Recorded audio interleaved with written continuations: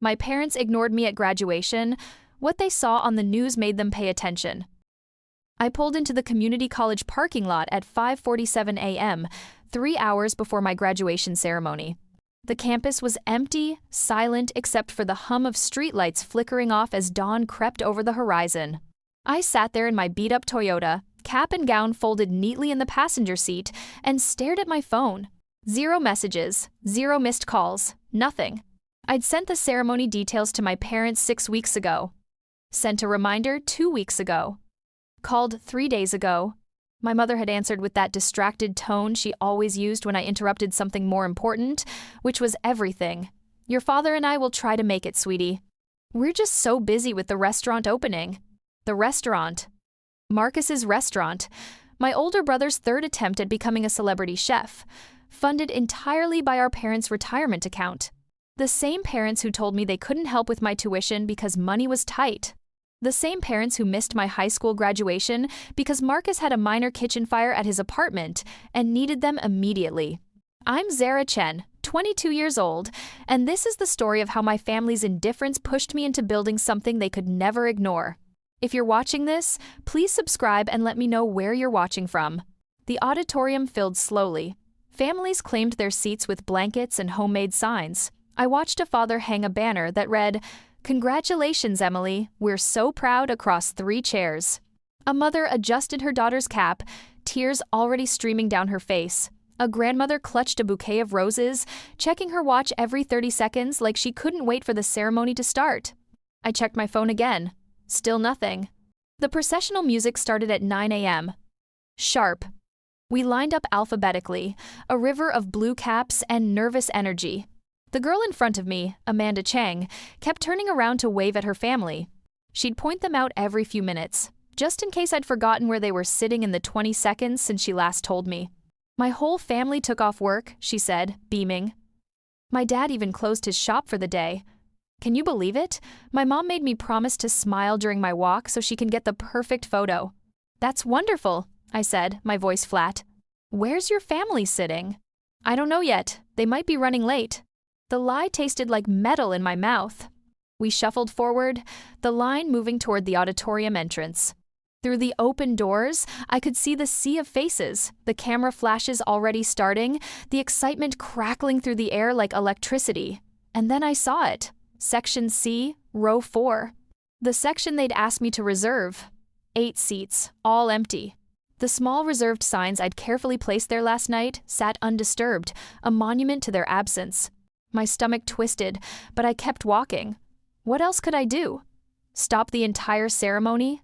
Announce to everyone that my family couldn't be bothered to show up? I'd spent 22 years learning how to swallow disappointment. This was just another meal. The dean called my name. Zara Marie Chen. The syllables echoed through the sound system, bouncing off the high ceiling. I walked across that stage, my heels clicking against the polished wood, and I did something I'd practiced in my mirror that morning. I looked directly at those 8 empty seats. I looked at them the way you'd look at a stranger who'd wronged you, steady, unflinching, memorizing every detail for later. Then I smiled. Not a sad smile or a bitter one, a calm smile. The kind that says, I see exactly what's happening here, and I'm noting it for the permanent record. The photographer captured it perfectly. That image of me, diploma in hand, cap slightly crooked, looking directly at an empty section, while families screamed and cheered all around me. I didn't know it then, but that photo would matter later. Evidence of the exact moment I stopped waiting for them to care. After the ceremony, I stood in the lobby while families swarmed their graduates with hugs and flowers and reservations at nice restaurants. Amanda's father lifted her off the ground, spinning her in a circle while her mother wiped away tears. The girl who'd sat next to me in statistics was surrounded by what looked like 15 relatives, all fighting to take selfies with her. I ducked into the bathroom and called my mother. She answered on the 5th ring, restaurant noise loud in the background. Zara, honey, I'm so sorry. We got completely swamped this morning. How did it go? It went fine. Oh, good. We're so proud of you. Marcus wants to talk to you about maybe helping him with some bookkeeping for the restaurant. You know, put that associate's degree to use. I hung up without saying goodbye. In my car, I sat with the air conditioning blasting. still wearing my cap and gown, and I made a decision. Not a dramatic one, not a revenge plot or a big confrontation. Just a quiet, steel decision that settled into my bones like cold water. I would build something so undeniable, so impossible to ignore, that they'd have no choice but to see me.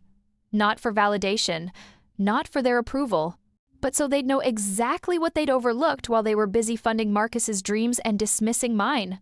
I drove to the small office I'd been renting for 8 months, a cramped space above a dry cleaner in a strip mall on the east side of town.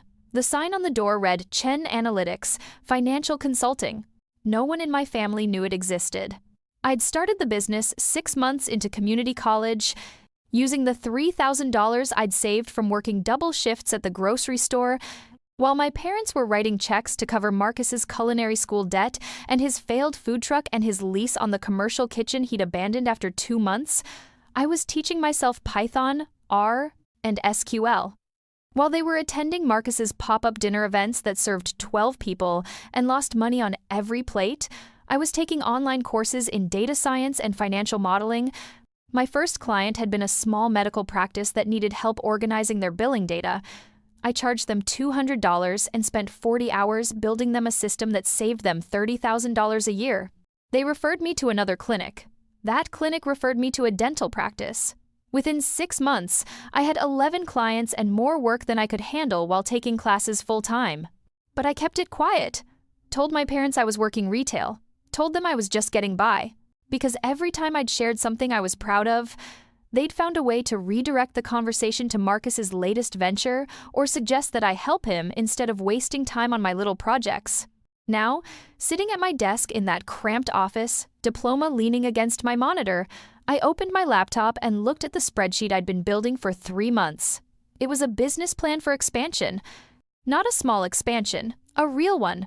I'd been tracking a pattern in the healthcare industry. Mid-sized medical practices were drowning in administrative costs and data inefficiency. They were losing money on billing errors, missing revenue opportunities, and making decisions based on outdated information. The big consulting firms wouldn't touch them because they were too small. The small consultants couldn't scale to meet their needs. There was a gap in the market, and I'd found it. My plan was to build a specialized healthcare analytics firm, not consulting, not bookkeeping. Full-service data infrastructure for medical practices that were too big for QuickBooks but too small for Epic. Custom dashboards, predictive modeling, revenue optimization, everything they needed but couldn't afford from the major players. I needed $50,000 to make it work. Office space, software licenses, marketing, hiring 2 junior analysts. I had $12,000 saved. I needed funding, but I knew better than to ask my parents. They'd either say no outright or suggest I partner with Marcus somehow, let him bring his business expertise to help guide me. Instead, I scheduled meetings with 3 small business lenders and spent the next week preparing a pitch deck that would have made my community college professors proud. Facts, projections, market analysis, competitive advantages. Everything backed by data I'd collected myself. 2 lenders rejected me within 48 hours. The third, a woman named Patricia who ran a minority business development fund, called me in for a second meeting. "This is solid work," she said, flipping through my projections. "Really solid. You built this entire analysis yourself?" "Yes." "And you're how old?" 22. "I just graduated." She looked at me for a long moment, the kind of look that sees past the nervousness and the cheap blazer I'd bought at Ross. "You know, most people spend years working for someone else before they try something like this." "I don't have years," I said, "and I don't want to build someone else's dream." She smiled. "I'm approving the loan, $35,000 at a favorable rate. You'll need to put up your car as collateral, and you'll have quarterly check-ins with me personally. Miss one payment, we revisit everything. Understood?" "Understood." We shook hands, and I walked out of her office trying not to cry in the elevator. The next 6 months dissolved into a blur of 18-hour days and learning curves so steep they felt vertical. I hired 2 analysts fresh out of state school, both brilliant and desperate for a chance someone had denied them elsewhere. We rented a small office in a professional building. Nothing fancy, but legitimate. We built systems, refined processes, and pitched every medical practice within a 50-mile radius. The rejections piled up fast. Too young, too inexperienced, too risky. But every 10th pitch landed, and those clients became our proof of concept. We'd save a practice $40,000 in the first year, and they'd refer us to 3 others. Slowly, steadily, the business grew. I still hadn't told my family. My mother would call every few weeks, usually to talk about Marcus's newest idea or to ask if I could help him with something. The conversations followed a script. "How are you doing, sweetie?" "I'm good, Mom, busy with work." "Still doing that retail job?" "Yeah." "You should talk to Marcus. He's thinking about opening a second location, and he could use someone good with numbers." "I'll think about it." I never thought about it. By month 8, Chen Analytics had 23 clients and $340,000 in annual recurring revenue. By month 12, we'd expanded to 41 clients, and I'd hired 2 more analysts and a part-time marketing contractor. The revenue hit $670,000. I was paying myself $45,000 a year and reinvesting everything else into growth. My parents still thought I worked retail. The breaking point came on a Tuesday. I was in a client meeting, presenting a financial optimization strategy to a practice that would save them $120,000 annually, when my phone started buzzing. 8 calls in 10 minutes, all from my mother. I excused myself and stepped into the hallway. "Mom, what's wrong?" "Zara, thank God. We need your help. It's Marcus." My heart dropped. "Is he hurt?" No, he's fine. But the restaurant is in trouble. The investors pulled out, and he owes $80,000 to vendors. "Your father and I emptied our savings to help, but it's not enough.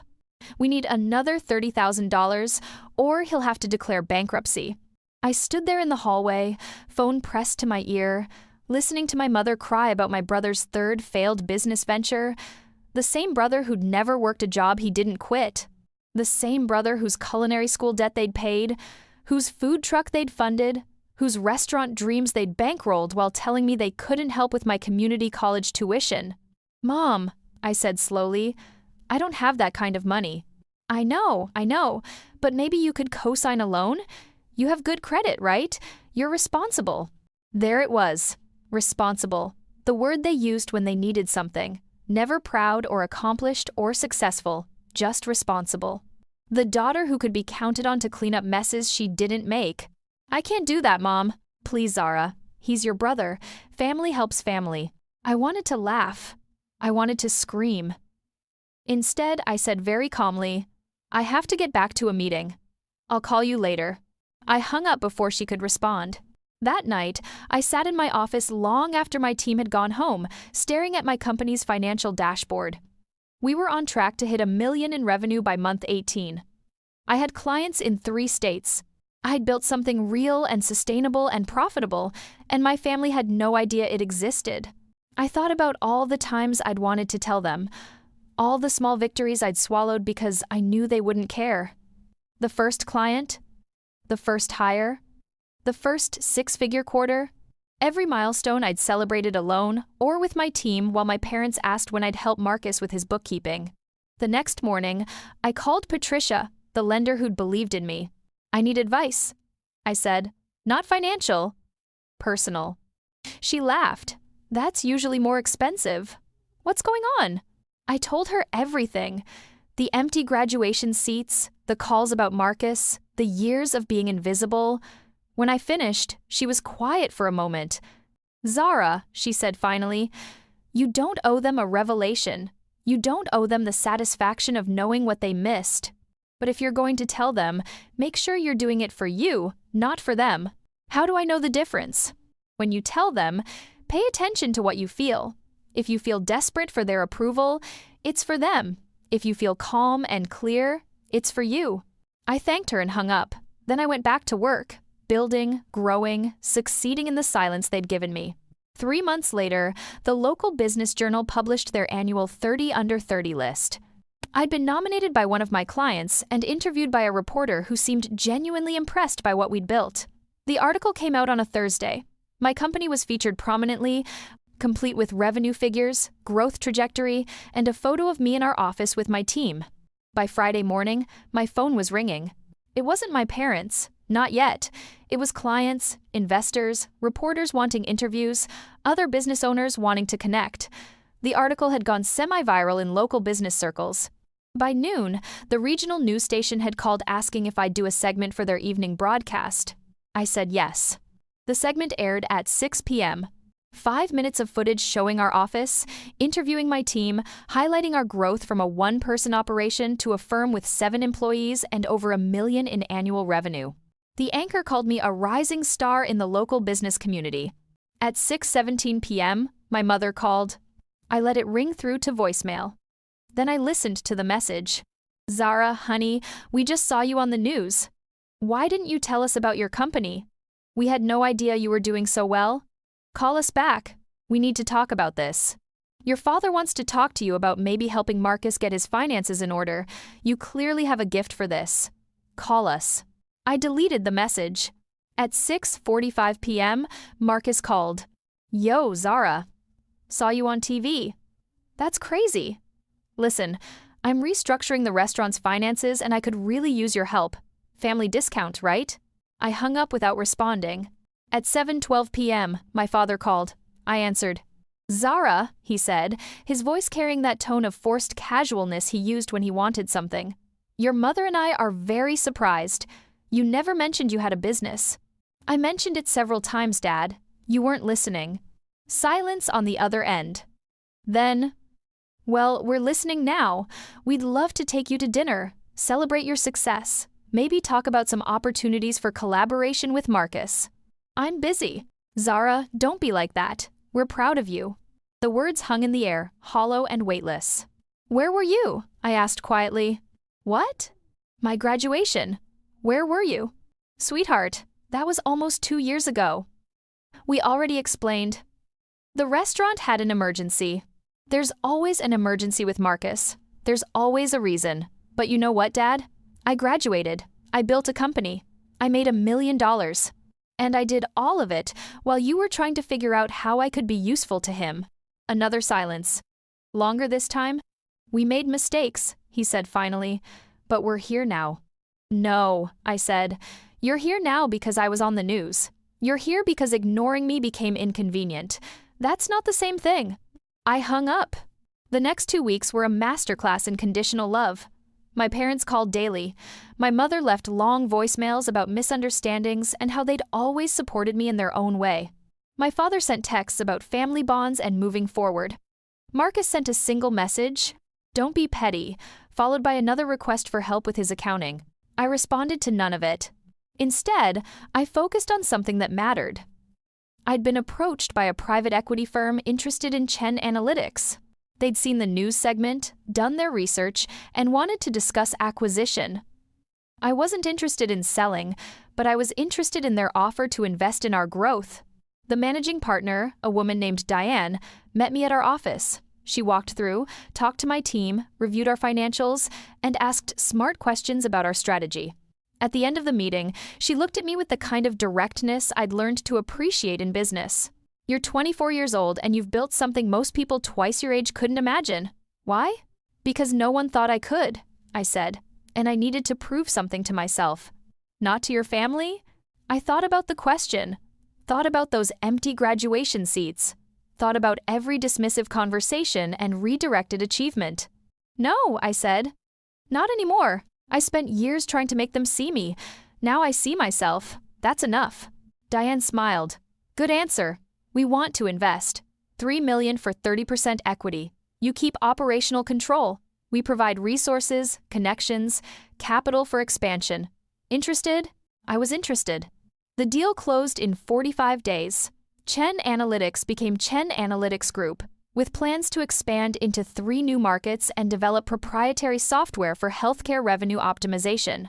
The local business journal ran another story. This time, it included the phrase multi-million-dollar valuation.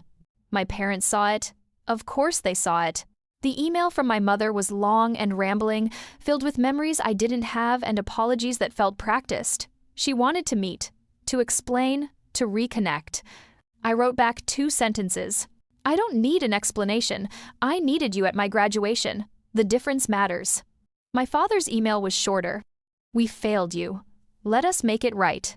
I replied, "You can't make it right. You can only do better going forward. But I'm not holding my breath." Marcus didn't email. He showed up at my office. My receptionist buzzed me. "There's a Marcus Chen here to see you. Says he's your brother." I considered turning him away. Then, curiosity won. He looked the same. Expensive clothes that didn't quite fit right, confidence that wasn't earned, that same charm that had carried him through life while I'd worked for everything. "Nice place," he said, looking around. "You've done well for yourself. What do you want, Marcus?" He sat down uninvited. "Look, I know you're mad. I get it, but we're family, Zara, and I'm in a tough spot with the restaurant. If you could just—" I held up my hand. "Stop. Just stop." He blinked, surprised. "I'm not giving you money," I said. "I'm not helping you with your finances. I'm not consulting for you, advising you, or bailing you out. Do you know why?" He started to answer, but I kept talking. "Because for my entire life, you've been the priority. Your dreams, your ventures, your emergencies. Mom and Dad emptied their retirement account 3 times for you. They skipped my graduation for you. They dismissed everything I did because they were too busy managing your disasters. That's not fair," he said. "They love you." "They love the idea of me being useful," I corrected. "There's a difference.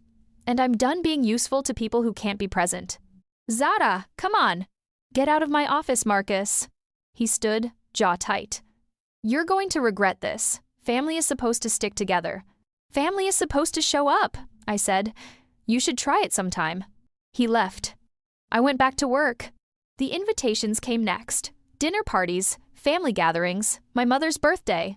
Every event came with a note about how much they missed me, how proud they were, how they wanted to celebrate my success. I declined every one. 6 months after the news segment, I got a call from my mother. This one was different. No cheerful preamble, no manipulative warmth, just exhaustion. "Zara," she said, "your father is in the hospital. Heart attack. He's stable, but it was serious." My hands went cold. "Which hospital?" "Street Mary's, room 412. I'll be there in 30 minutes. I drove faster than I should have, my mind racing through decades of complicated feelings. Anger and love and resentment and worry, all tangled together in a knot I couldn't untie. My father looked small in the hospital bed, tubes and monitors making him seem fragile in a way I'd never seen. My mother sat beside him, eyes red from crying. Marcus was there too, pacing by the window. When I walked in, my mother stood. "Zara, thank you for coming. How is he?" "Stable. They're keeping him for observation. The doctor says he needs to reduce stress, change his diet, slow down." I nodded, moving to the other side of the bed. My father's eyes were closed, but his breathing was steady. "He was so worried you wouldn't come," my mother said quietly. "He kept saying he didn't deserve it." "He doesn't," I said, "but I'm not here because he deserves it. I'm here because he's my father." We sat in silence for a while. Machines beeping, footsteps in the hallway, the low hum of hospital life continuing around us. Eventually, Marcus broke the quiet. "This is my fault. The stress with the restaurant, the money, all of it." I looked at him. Really looked at him for the first time in years. He looked tired. Older. Maybe even a little bit sorry. "It's not just the restaurant," I said. "And it's not just you. This is decades of patterns and choices and priorities that hurt people." "I know," he said. "I know that now." My father's eyes opened slowly. He looked at me, and something in his expression cracked. "Zara," he whispered. "I'm here, Dad. I'm sorry." He coughed, grimacing. "I'm so sorry." The words I'd waited years to hear felt hollow now, not because they weren't genuine, but because they came too late, cost too much. "I know," I said. "We didn't see you." "We should have seen you." I sat down beside him, taking his hand. It felt fragile, papery, nothing like the strong hands I remembered from childhood. "You didn't see me because you didn't want to," I said gently. "You wanted me to be something specific. When I wasn't that thing, I became invisible." His eyes filled with tears. "I wasted so much time." "Yes," I agreed. "You did." My mother made a small sound, something between a sob and a gasp. Marcus turned away, shoulders shaking. "But," I continued, holding my father's hand a little tighter, "you're here now, and so am I. That doesn't fix the past, but it's something. "Can you forgive us?" my father asked. "I don't know," I said honestly. "Maybe someday. But right now, I need you to understand that my forgiveness isn't the same as forgetting. It's not an eraser. It's just a decision to stop letting the past control my future." He nodded slowly. "That's fair." We sat together as the afternoon light shifted through the hospital window, falling across the bed in golden strips. It wasn't reconciliation. It wasn't healing. It was just a moment of honesty in a lifetime of avoidance. My father recovered. 3 weeks in the hospital, then home with strict orders to rest, eat better, and minimize stress. The restaurant finally closed. Marcus got a job managing a kitchen at a hotel, something stable with a salary and benefits. My mother started therapy, and I kept building. Chen Analytics Group expanded into 6 states. We hired 23 employees. Our revenue hit $5 million in year 3. I bought a small house with a home office and a garden. I adopted a dog named Data. I built a life that felt like mine. My parents and I found a fragile peace. Sunday dinners once a month, careful conversations that avoided the deepest wounds, small steps towards something that might eventually feel like family. But the difference now was clear. I didn't need their approval. I didn't need their pride. I'd built those things myself, brick by brick, in the silence they'd given me. 1 year after my father's heart attack, I attended a business conference in Seattle. During a panel discussion about entrepreneurship, someone asked how I'd overcome obstacles in building my company. I thought about those empty graduation seats, the years of invisibility, the decision to build something undeniable. The biggest obstacle, I said, was realizing that some people will never see you clearly, no matter what you achieve. And the freedom comes when you stop trying to make them look. The audience was quiet for a moment. Then someone started clapping. Then another person. Then the whole room. After the panel, a young woman approached me. She looked about 22, nervous, clutching a business card like a lifeline. "I just graduated," she said. "My family thinks I'm wasting my time starting a business.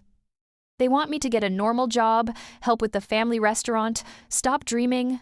I took her card, looked at her business idea. It was good, rough, but good. "What do you want?" I asked. "I want to build something that matters. Something that's mine." "Then build it," I said. "Don't wait for permission. Don't wait for them to understand. Just build." "But what if they never support me?" I smiled, thinking about my own journey. "Then you'll build it anyway. And one day, they'll see you on the news and wonder how they missed it. But by then, you won't need them to see you. You'll already see yourself." She nodded, tears in her eyes. "Thank you." I watched her walk away, shoulders straightening. Phone already out to call someone, maybe an investor, maybe a partner, maybe just someone who believed in her. That night, I called my mother. Not because I needed anything, just because I wanted to. "Hi, Mom." "Zara, honey, this is a nice surprise. I'm in Seattle for a conference. I got asked to speak on a panel." "That's wonderful." Her voice was warm, genuine, no agenda underneath. "We're so proud of you." "I know," I said, and maybe I even believed it now. We talked for 20 minutes about small things. Her garden, my dog, the weather, normal conversation between a mother and daughter who'd learned to exist in the same space without destroying each other. Before we hung up, she said something unexpected. "I've been thinking about your graduation." "Mom, you don't have to." "No, I do. I remember you told me the ceremony was at 9. I remember knowing we should be there. But Marcus had called about the kitchen fire, and your father and I just went into crisis mode. We always went into crisis mode with him." She paused. I was quiet, letting her finish.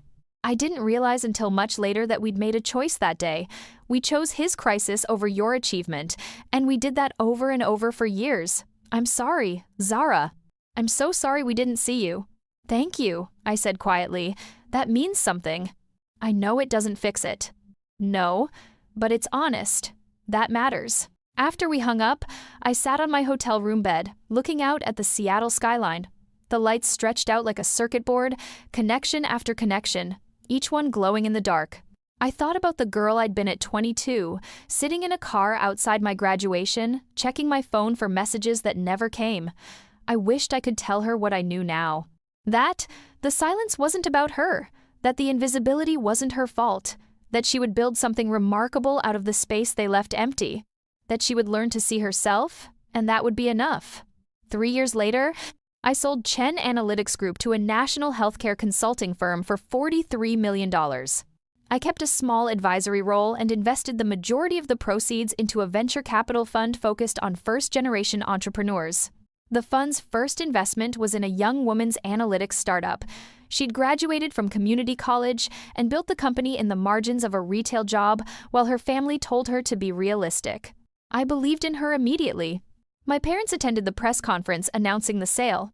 They sat in the audience, dressed nicely, looking proud and a little bit lost. After the formal remarks, my mother approached me. "We should have been at your graduation," she said. "It took me years to understand what we stole from you that day." "You can't give it back," I said. "But you're here now. That's different. Is it enough?" I considered the question honestly. "It's something." That's all I can say. She nodded, accepting the truth of it. That night, I drove past the community college where I'd graduated 7 years earlier. The parking lot was empty, the buildings dark. I pulled into the same spot where I'd sat that morning, checking my phone, waiting for people who never came. I sat there for a few minutes, engine running, remembering the girl I'd been. Then I pulled up my banking app and looked at the number on the screen. $43 million. Built from nothing. Built from silence. Built from empty chairs and unanswered calls and years of being overlooked. I thought about texting my parents a screenshot, showing them what they'd missed while they were busy with Marcus's emergencies, but I didn't need to prove anything anymore. Instead, I sent a different message.